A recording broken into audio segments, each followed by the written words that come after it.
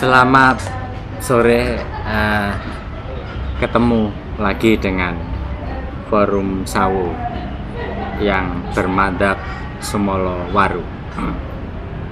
Para pemelotot YouTuber yang saya hormati, sore kali ini ada tema yang menarik karena nanti terkait dengan besok akan ada wisuda di kampus kami. Ada semacam curahan hati, perasaan dari masing-masing wisudawan ataupun keluarga orang tua mereka tentang apakah yang bakal terjadi setelah mereka nanti selesai wisuda. Nampaknya nasib yang bakal memutuskan harus menjadi apa seseorang tersebut. Untuk itu saya akan mengarah kepada salah satu calon wisudawan, tetapi hari ini masih sedang menyusun judul skripsi, Mas Ismail. Apa Mas Ismail pandangannya terhadap lulusan ke depan? Jadi gini, untuk masalah lulusan, karena ini adalah sebuah kewajiban sebetulnya, amanah yang diberikan oleh orang tua untuk menempuh studi dan kemudian kewajiban kita untuk meluluskan studi itu. Jadi saya rasa kelulusan ini menjadi salah satu kewajiban bagi para mahasiswa, khususnya yang menempuh pendidikan di universitas. Kemudian untuk masalah nasib bagi wisudawan setelah dia lulus, maka ini adalah sebuah pintu gerbang. Kelulusan dari universitas adalah pintu gerbang bagi mereka untuk mengalami kehidupan yang nyata sebetulnya, yang ada di masyarakat. Namun kemudian untuk masalah secara finansial dan lain sebagainya, lapangan kerja dan lain sebagainya, saya rasa ini masih menjadi tanda tanya, karena selama ini yang saya amati tentang beberapa alumni yang sudah lulus, kakak-kakak kelas yang terdahulu, masih banyak yang belum mendapatkan pekerjaan. Jadi ini menjadi satu beban bagi teman-teman mahasiswa yang masih menempuh studi, karena mereka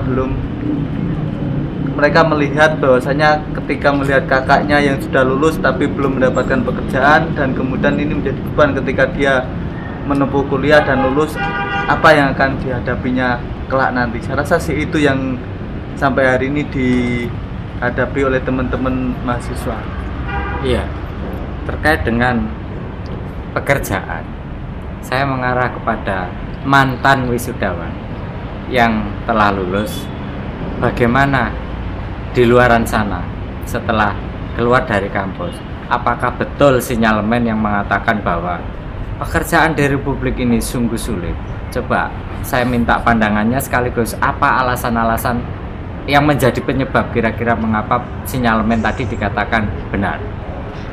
Mas Tri, silakan. Gimana ya? Keras. Sebetulnya gini Pak,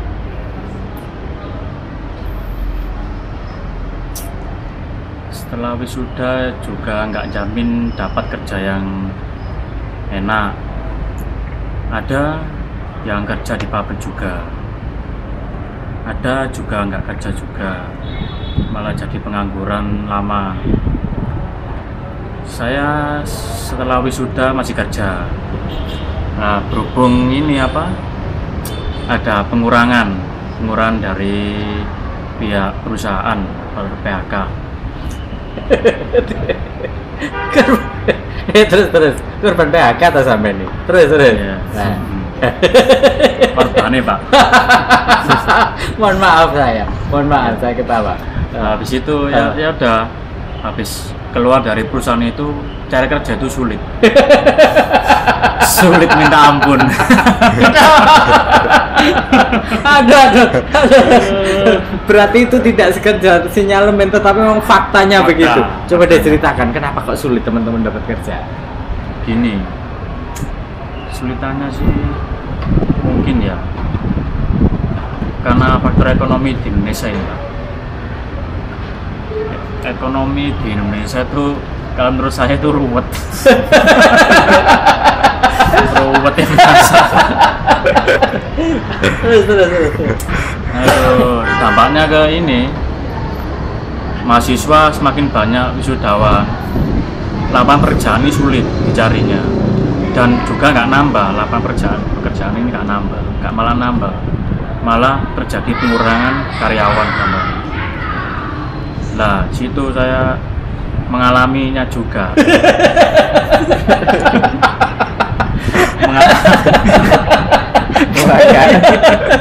Menarik, sungguh menarik.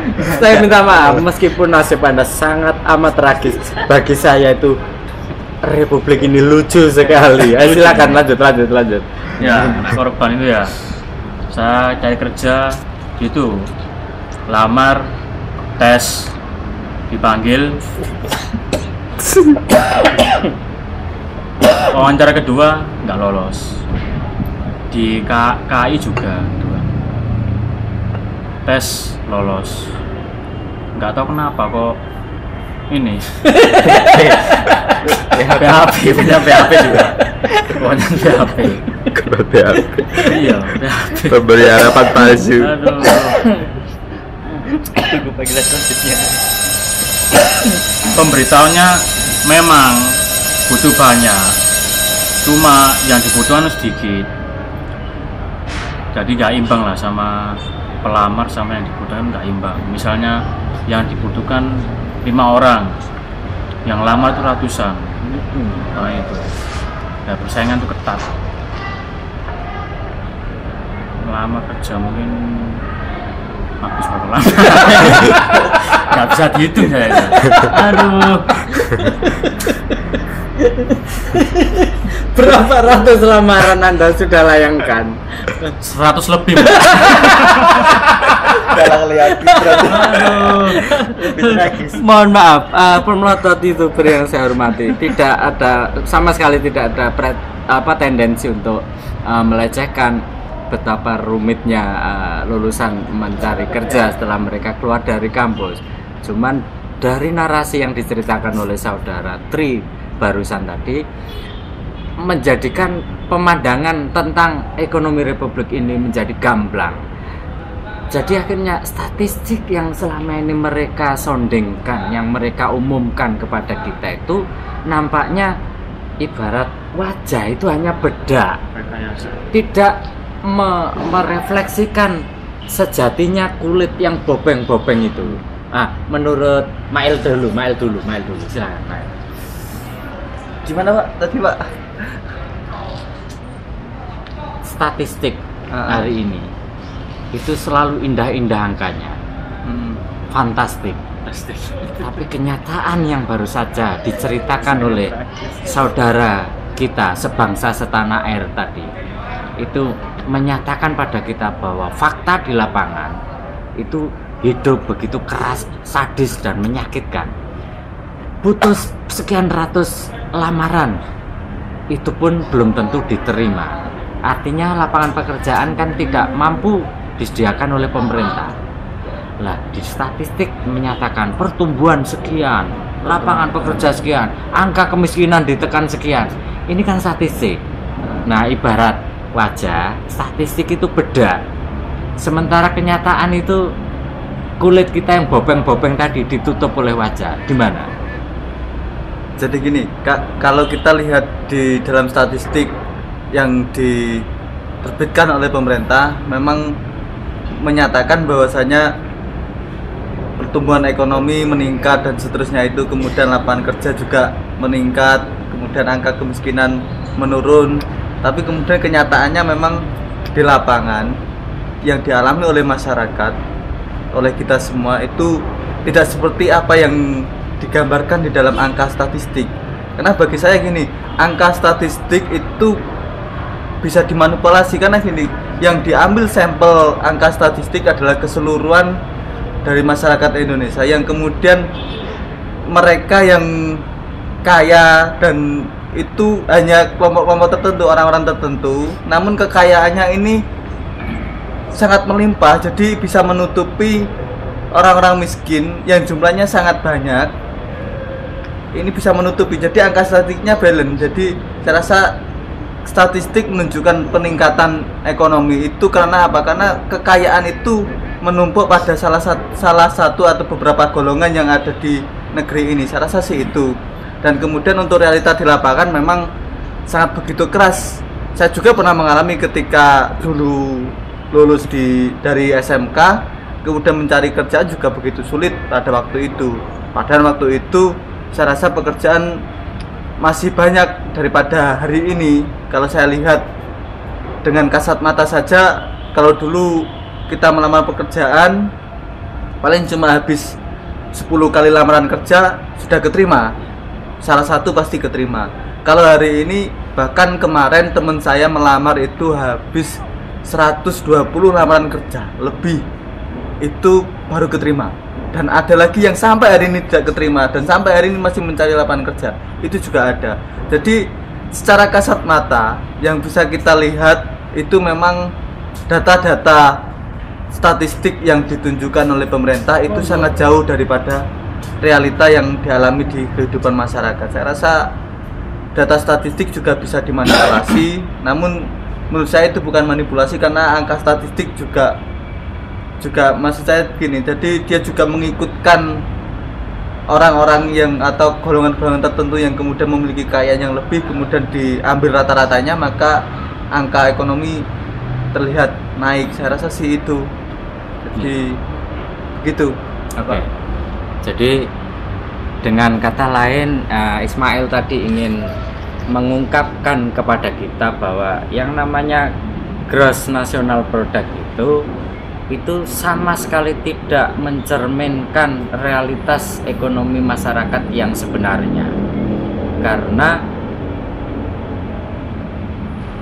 rata-rata itu adalah hasil dari variabel penghitung seluruh total populasi yang mayoritas adalah miskin, ditambah dengan beberapa elit oligarki ekonomi yang berkelimpahan, sehingga ketika ini dijumlahkan lalu dibagi rata-rata, ketemunya seolah-olah bahwa GNP kita baik. Lalu kemudian dari ungkapan Anda tadi, saya juga bisa mengambil pelajaran bahwa sebenarnya kalau GNP model begitu yang diterapkan, maka sama dengan ketimpangan begitu senjangnya, begitu lebarnya. Banyak masyarakat yang miskin, tetapi karena ada elit, ada oligarki yang berkelimpahan tadi, itu menunjukkan adanya gap yang sangat senjang, sangat lebar. Lalu apa artinya ini? Artinya adalah konsep pemerataan pembangunan itu harus dipertanyakan ulang, sampai hari ini belum terwujud dengan sempurna. Nah, itu yang bisa saya ambil. Lalu kemudian ada ungkapan Anda lagi yang lain yang menarik adalah manipulasi, bahwa angka itu bisa memanipulasi kenyataan. Angka bisa menenteramkan secara psikis kondisi masyarakat, sehingga masyarakat tidak marah, masyarakat tidak sedih, tidak prihatin karena ditenteramkan oleh angka-angka statistik tadi. Nah, saya ingin kembali lagi pada soal, kalau sudah semacam ini kondisi lapangan kerja di Indonesia, kira-kira lulusan-lulusan yang akan datang bisa dipastikan tidak semakin cerah bagi yang baru lulus. Tapi bagi mereka yang telah bekerja, maka lulusan ini juga menjadi ancaman serius dalam hal mengejar karir ya. Nah, dalam rangka itu saya ingin meminta pendapatnya Mas Adit sebagai orang yang sudah kerja entah serabutan entah apa, sebenarnya gimana kondisi teman-teman yang bekerja? Silakan. Bagi pekerja yang sudah lama itu ancaman.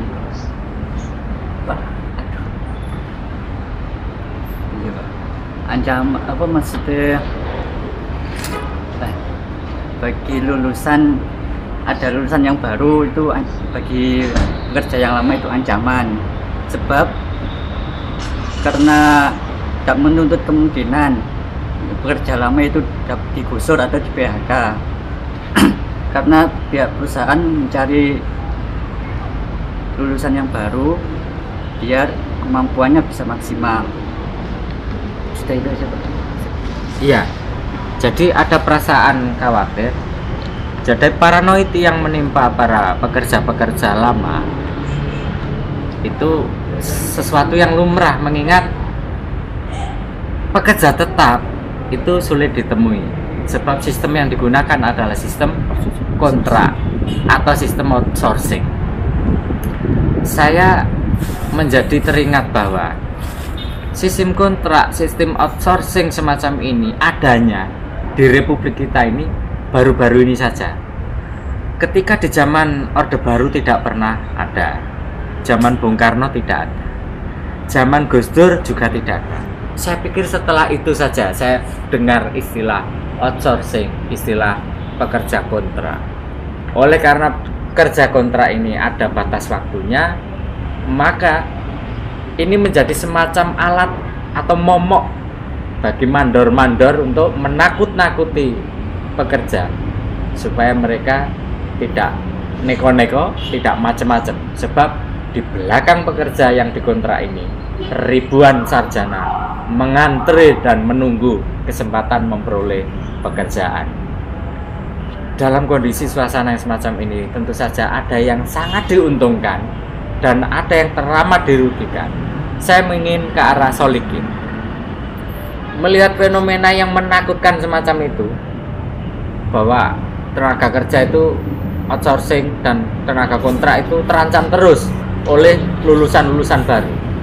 Nah, Anda yang besok di wisuda, itu perasaannya bagaimana menghadapi situasi semacam ini? Silakan Solikin, agak mendekat. Cekel Menteri. Yang tadi ucapan dari Pak Didi nih tentang pekerja yang bimbang pada saat ini, karena apa? Setiap tahunnya itu akan didatangi oleh pekerja-pekerja baru. Nah, gini.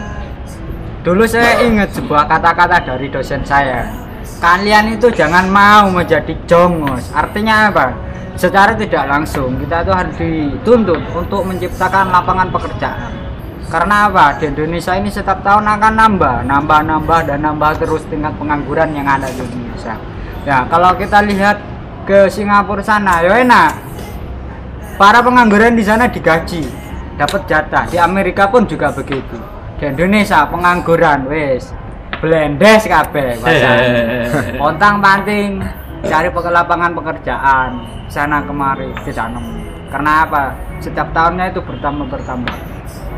Nah, menurut saya nih kita gak usah bimbang lah untuk menyikapinya. Toh kita tuh secara tidak langsung bisa kok menciptakan lapangan pekerjaan itu. Kurang lebihnya seperti itu, Pak. Ya, Solikin seperti menampar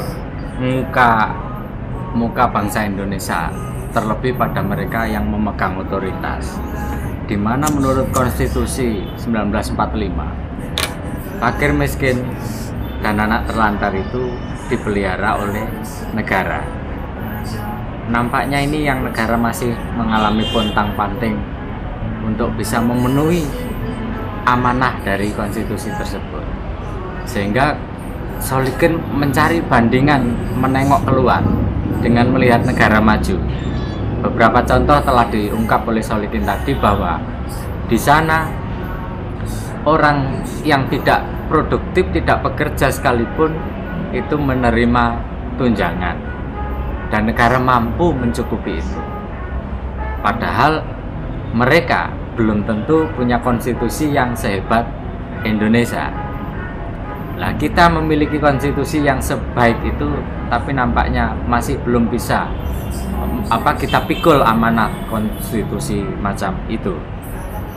Lalu kemudian Solikin juga mengungkapkan kepada kita bahwa kalau negara belum mampu memenuhi amanah tersebut, apa boleh buat?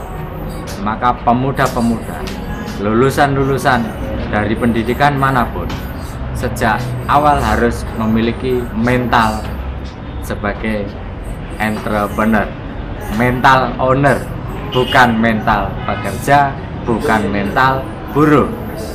Solikin menyerukan kepada lulusan manapun agar mereka memiliki atau membuat lapangan pekerjaan sendiri. Terkait dengan soal mental lapangan pekerjaan, di mana di Indonesia sejatinya tanah air alamnya menyediakan potensi-potensi yang bisa diubah menjadi nilai ekonomi.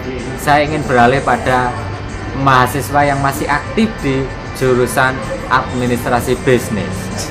Potensi-potensi Indonesia yang kaya raya ini agar bisa menjadi nilai ekonomi dan bisa dimanfaatkan menjadi lapangan pekerjaan, maka sebaiknya bagaimanakah mahasiswa di administrasi bisnis itu bersikap?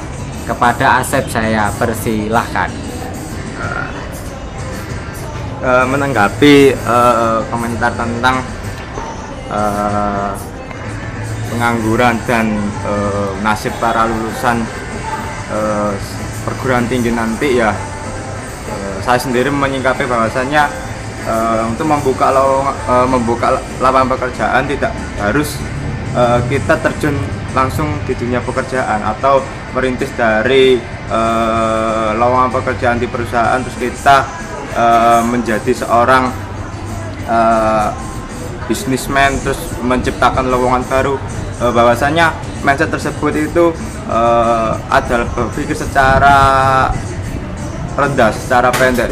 Kalau kita sebagai mahasiswa tentu dalam dunia kemahasiswaan itu tidak harus kita menggeluti yang namanya keakademikan dan tugas ataupun yang mana itu di kelas tidak ngapa-ngapain, nerima apa yang diterima oleh dosen. Nah, kita di sini juga harus mengasah kemampuan kita baik dari soft skill kita, dari kreativitas kita dan jaringan-jaringan kita. Seenggaknya ini sebagai modal kita nanti setelah lulus dunia perkuliahan. Karena memang yang telah dibeberkan teman-teman tadi bahwasanya sekarang ini dunia kejam. Negara pun juga demikian. Nah, di era sekarang juga ditambahkan bahwasanya semakin maraknya para buruh luar negeri termasuk Cina dan lain-lain, ini juga menyempitkan para peluang calon lulusan wisuda yang mau merintis ke dunia pekerjaan. Nah, dengan menyikapi permasalahan tersebut, saya seenggaknya secara pribadi juga menekankan pada kawan-kawan yang lain seenggaknya tidak harus berpikir bahwasannya habis kuliah itu kerja. Nah, kenapa kita berpikir sebegitunya kalau kita sendiri juga sudah mempunyai kemampuan sejak lahir? Nah, itu kenapa kita nggak asah secara berkala, secara teratur sehingga membuat sebuah kemampuan yang setidaknya membuat lowongan pekerjaan nantinya seperti itu. Nah, melihat dari kemampuan saya sendiri, contohnya saya meskipun tidak berpikir nanti saya lulus ini mencari lowongan pekerjaan atau mencari lapangan pekerjaan, seenggaknya saya mempunyai sebuah skill sejak lahir, sejak saya merintis dari dunia pendidikan dasar sampai perkuliahan. Sebagai gamer apa YouTuber? Saya mungkin bukan programmer atau YouTuber, tapi saya di sini mengasah kemampuan saya secara otodidak. Tapi ya mungkin dengan kemampuan ini bisa menciptakan lowongan pekerjaan bagi teman-teman yang lain seperti itu. Jadi kesimpulannya jangan berharap setelah lulusan nanti harus masuk ke dunia kerja. Ingat bahwasanya kita punya kemampuan, dan kemampuan itu bagaimana kita secara kreativitas kita membuahkan sebuah harapan membuka lapangan pekerjaan seperti itu. Oke, saya bisa paham maksud Asep tadi bahwa nampaknya untuk membuat lapangan pekerjaan pun itu punya sisi gelapnya sendiri. Ada kesulitan bagi mereka-mereka para lulusan yang berniat terjun ke dunia entrepreneur dengan membuat pekerjaan. Ini punya kesulitan terkait dengan regulasi. Nah, saya ingin bertanya kepada Mas Tri, jika Anda ingin punya cita-cita mau membuat perusahaan kecil-kecilan, kira-kira kendala apa saja yang akan Anda hadapi? Atau bahkan mungkin Anda sudah pernah mencoba itu tapi terhalang oleh, nah, halangan apa itu? Kendala-kendalanya? Silahkan Mas Tri. Kendala pertama tentu dalam hal modal, Pak ya.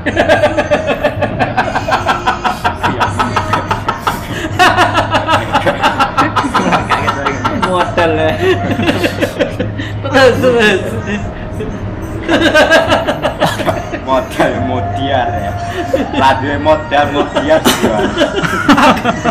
Aku dulu aja mulai terus sorry terus. Sing tenanan kamera ya. Iya kita. Skill sudah ada, pandangan sudah ada, dan angan-angan pun juga ada.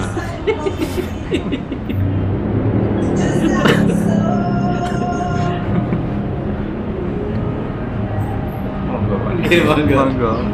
Ayo terus bro. Jadi yang pertama kendala itu dari modal. Banyak orang-orang yang ingin melakukan usaha ini gitu kan, pasti kendalanya pasti dalam hal modal saja. Dan kalaupun sudah ada modal dan menggelutinya, itu pun pasti ada kendala-kendalanya dengan pemain-pemain lamanya gitu loh. Persaingan ketat dalam hal mungkin dagang atau usaha apa aja lah gitu. Pasti ada persaingan ketat dari yang sudah lama menggeluti usaha tersebut. Perizinan. Kalau dalam sektor perizinan ada masalah enggak? Ada enggak? Silakan dia. Perizinan apa Pak? Jadi kalau mau mendirikan perusahaan sendiri itu atau teman yang lain silakan gantian. Apa kira-kira kendalanya? Apa aja? Ayo Mas. Kendalanya dari pengurusan surat perizinan seperti SIUP, surat perizinan pinjaman dana buat modal itu sangat sulit dan sangat ribet. Terus dari segi pemasaran juga sulit. Dari pemasaran kalah dari yang pemain-pemain lama, karena pemain lama sudah canggih atau lebih lihai di lingkungan tersebut. Apalagi Tri. Ya mungkin benar apa kata Mas Lutfi tadi. Kendalanya cuma itu, pasti dalam persaingan ketat sama pemain lamanya.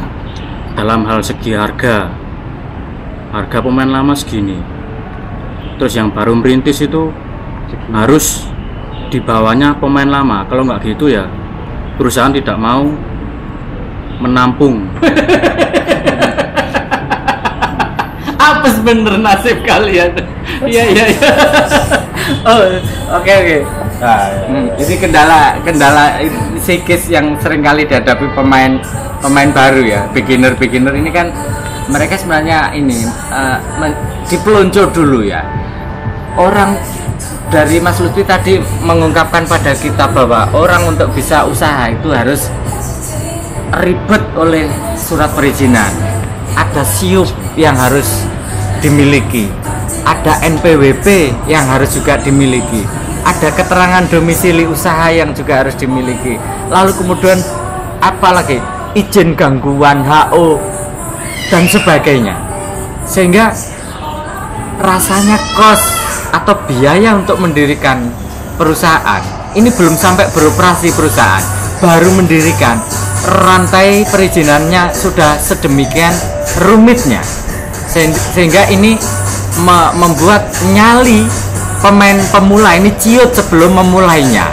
Nah, kalau sudah beroperasi nanti perusahaan, kendalanya muncul lagi, dipeluncur oleh pemain-pemain lama, bahwa bos besar yang di atas sana hanya mau menerima setoran produk dari perusahaan-perusahaan baru ini kalau mau harganya di bawah pemain lama.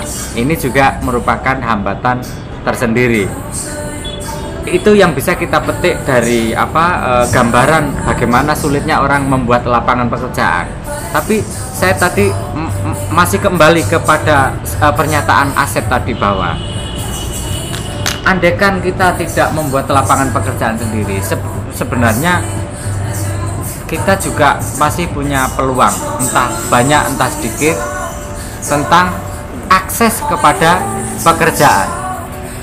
Problemnya adalah ada banyak paket-paket perjanjian investasi di Indonesia yang mensyaratkan investasi itu berupa proyek, di mana proyek ini persyaratannya itu lebih banyak didikte oleh investor ketimbang kita. Nah, dalam hal ini saya ingin mengarah ke Ismail. Silahkan Ismail. Jadi gini, kalau melihat peluang kita untuk membuka lapangan kerja, memang gini, menjadi salah satu optimisme baru ketika ada pandangan kita tidak usah ikut menjadi budak-budak para pengusaha atau menjadi grup-grupnya perusahaan, namun kita bisa menjadi tuan di dalam dirinya kita sendiri dengan berusaha atau entrepreneur. Namun kemudian banyak kendala yang tadi disampaikan oleh teman-teman, bahwasanya masalah izin, masalah modal dan seterusnya, itu tadi persaingan dan seterusnya. Kemudian yang disampaikan oleh Pak Didin tadi tentang investasi yang kemudian mendikte kebijakan-kebijakan di dalam pengelolaan ekonomi di negara kita, ini sangat begitu nampak jelas, karena bagaimanapun mereka memiliki modal yang sangat besar yang kemudian negara membutuhkan itu semua, dan kemudian mau tidak mau negara harus mengikuti atau memudahkan mereka supaya mereka bisa menurunkan investasinya ke negeri kita. Jadi itu menjadi satu kendala di kemudian hari ketika ini menjadi pertimbangan utama bagi negara. Dalam memenuhi kebutuhannya, mereka harus menawarkan negaranya untuk menjadi lahan investasi bagi negara lain dengan kemudahan-kemudahan yang kemudian dijaminkan kepada mereka, termasuk kemudahan-kemudahan dalam menentukan kebijakan itu. Dampak ini tidak terasa ketika kita melihatnya secara pendek, tapi kalau kita melihat dengan secara jangka panjangnya, maka ini akan menjadi kerugian yang teramat besar. Karena bagaimanapun potensi di negara ini sangat begitu melimpah. Jadi kekayaan sumber daya alam dan seterusnya, sumber daya manusia dan seterusnya ini memiliki potensi yang sangat luar biasa kalau kita bisa mengelola ini, atau negara bisa memanage seluruhnya ini, sumber daya manusia dan sumber daya alam ini dengan baik. Namun ketika investor sudah masuk ke dalam negara kita, maka mereka sudah mengikut atau ikut campur dalam menentukan kebijakan dan memanage sumber daya alam dan juga sumber daya manusia kita. Saya rasa ini akan menjadi bahaya atau celaka di kemudian hari, karena bagaimanapun investor ini tidak mungkin dia memikirkan kesejahteraan bagi rakyatnya atau bagi seluruh bangsa ini, melainkan yang dipikirkan oleh investor adalah keuntungan baginya ketika dia menanamkan modal di situ. Jadi selamanya tidak akan pernah bisa mencapai kesejahteraan ketika investor sudah ikut campur dalam menentukan kebijakan di dalam suatu negara, dimanapun itu berada. Saya rasa sih itu untuk masalah yang tadi diperbincangkan tentang investor. Baik, barangkali ada tambahan dari rekan yang lain, mengingat investor ini juga membuat syarat-syarat yang aneh-aneh yang diterapkan ke negara kita. Lah, syarat-syarat apa saja agar lebih gamblang? Saya ingin ke Asep barangkali. Sebelum merujuk ke hal tentang investor, saya mengaji lebih awal tentang negara ini aslinya itu diperuntukkan untuk siapa, itu yang saya pertanyakan, dan apakah semua kebijakan yang dikeluarkan oleh pemerintah itu adalah untuk kesejahteraan rakyat. Mengingat karena kenapa kita menganut ideologi Pancasila terus cara pengaplikasiannya kok tidak sesuai dengan Pancasila, karena di Pancasila di sila keempat adalah kerajaan yang dipimpin oleh hikmat kebijaksanaan. Nah, kebijaksanaan ini apakah untuk rakyat kita sendiri ataukah untuk orang asing? Nah, itu yang kita pertanyakan. Kalau kebijakan dari pemerintah ini untuk orang asing, ya udah, negara ini jangan berideologi Pancasila, berideologilah ke negara yang investor asing itu jalankan. Kalau kita ideologi Pancasila, oke, kebijaksanaan itu harusnya merujuk ke kita, merujuk ke kaum para pencari lapangan pekerjaan. Nah, menanggapi tentang persyaratan dan sebagainya untuk mendirikan sebuah lapangan pekerjaan itu mungkin yang dibuat oleh pemerintah seenggaknya itu adalah belum dikaji secara merata tentang apa yang ada di masyarakat. Nah, mungkin pemerintah hanya melihat dari sudut yang lain, karena kalau melihat secara keseluruhan banyak sekali pengangguran yang ada di semua wilayah, tidak di desa maupun di kota, di semua wilayah. Terus menanggapi persoalan, saya melihat contoh dari teman saya sendiri, mungkin mengalami kebingungan dalam artian ingin sekali mendirikan sebuah usaha, tetapi banyak sekali hal-hal yang mana itu membuat yang dia cita-citakan, yang dia impikan itu selalu tidak mencapai hasilnya, tidak mencapai tujuannya. Mungkin modal yang lebih utama, tapi modal itu bukan hal yang utama, melainkan yang lebih utama adalah kebijakan pemerintah dalam hanya menyukseskan dari cita-cita rakyatnya. Nah, mungkin teman-temanku yang senasib membuka lapangan pekerjaan ini terkendala oleh kebijakan tersebut, seperti itu. Apa gunanya didirikan sebuah dinas ketenagakerjaan kalau dia tidak mengayomi para pembuka lowongan pekerjaan, para orang-orang yang ingin mendirikan badan usaha atau wirausaha dengan aturan-aturan yang mempersulit tata cara dan pendirian dari usaha tersebut. Kalau saya sendiri mungkin pemerintah harusnya mengkaji ulang tentang kebijakan-kebijakan dan syarat-syarat untuk warganya yang ingin mendirikan lowongan pekerjaan, mendirikan lapangan usaha, dan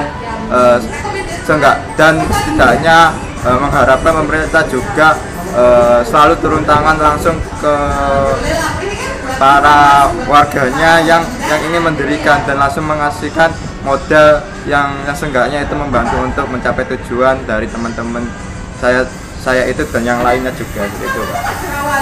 Baik. Jadi yang diungkapkan oleh Asep ini senada dengan penderitaan para lulusan yang mencoba merancang lapangan pekerjaan. Hampir senada. Isinya adalah duka, nestapa, penderitaan. Mengapa duka-duka seperti ini harus diterima oleh anak-anak negeri yang ingin membuka lapangan pekerjaan? Sementara investasi asing yang masuk ke sini itu mempersyaratkan bahwa modal harus mereka yang memegang, lalu tenaga kerja harus mereka juga yang mensuplai dengan alasan teknologi yang memahami hanya tenaga kerja dari mereka. Lalu teknologinya juga harus membeli kepada mereka. Nah, saya pikir investasi yang semacam ini yang menjadi ancaman bagi lulusan yang akan ikut bekerja. Saya berharap dulu pengangguran ini akan mampu ditolong oleh sebuah proyek padat karya oleh negara. Saya ingat teorinya John Maynard Keynes. Keynes pernah mengungkapkan kepada kita bahwa jika kondisi ekonomi mengalami depresi yang berat atau malaise gitu, maka semua sektor, semua lini ekonomi tidak akan bisa bergerak. Lalu yang bisa menolong satu-satunya hanyalah negara. Dengan cara apa? Dengan cara negara memberikan uang langsung kepada masyarakat supaya masyarakat punya daya beli, tetapi tidak langsung diberikan secara cuma-cuma, dirupakan dalam bentuk program padat karya.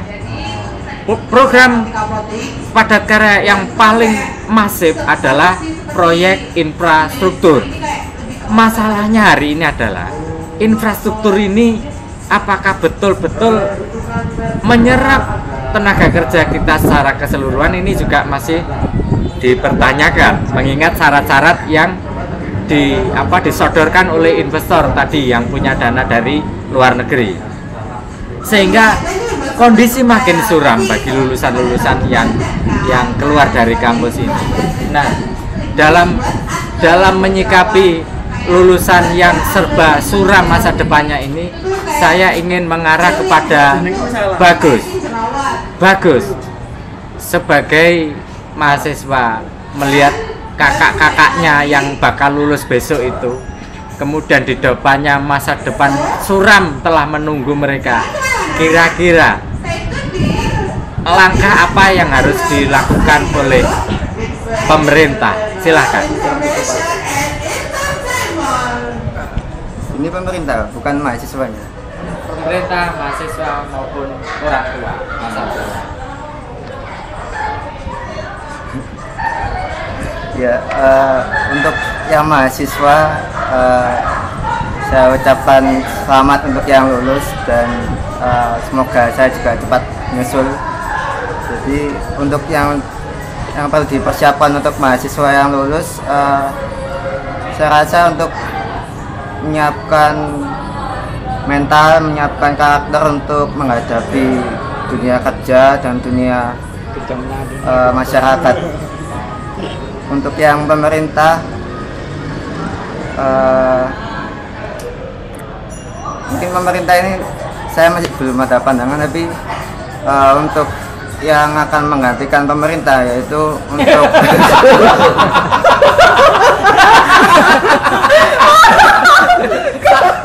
Kamu saya pemerintah saya ini.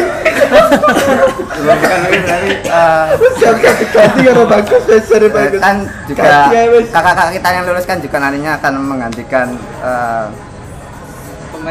pemangku jabatan di pemerintah. Jadi saya harapkan juga untuk yang pemerintah selanjutnya untuk lebih membangun karakter manusia Indonesia, SDM-nya, untuk lebih menggali lagi apa itu karakter national building. Jadi tidak hanya sekedar membekali mahasiswa dengan keilmuan, dengan teori, tapi dengan karakter untuk berani untuk membangun dan cinta tanah air. Jadi tidak hanya untuk setelah lulus mencari kerja untuk memenuhi kebutuhan sehari-hari, tapi harus ada pandangan, harus ada punya ideologi untuk membangun masa depan bangsa ini bersama-sama.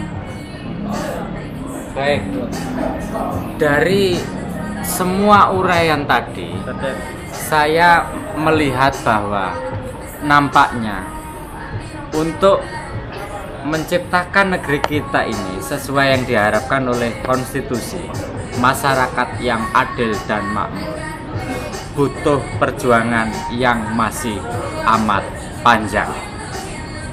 Karena satu dan lain hal, jika negara hari ini belum mampu memenuhinya, maka saya atau kami menaruh harapan besar kepada para lulusan-lulusan besok itu, bahwa merekalah nanti yang akan merealisasikan cita-cita nation kita mencapai masyarakat adil, makmur, sejahtera, lahir dan batin. Saya kira itu saja para pemelotot YouTuber yang saya hormati. Madhab Semolowaru mengucapkan terima kasih. Wallahul muwaffiq ila aqwamit thoriq. Wassalamualaikum warahmatullahi wabarakatuh. Allahumma shalli ala Muhammad.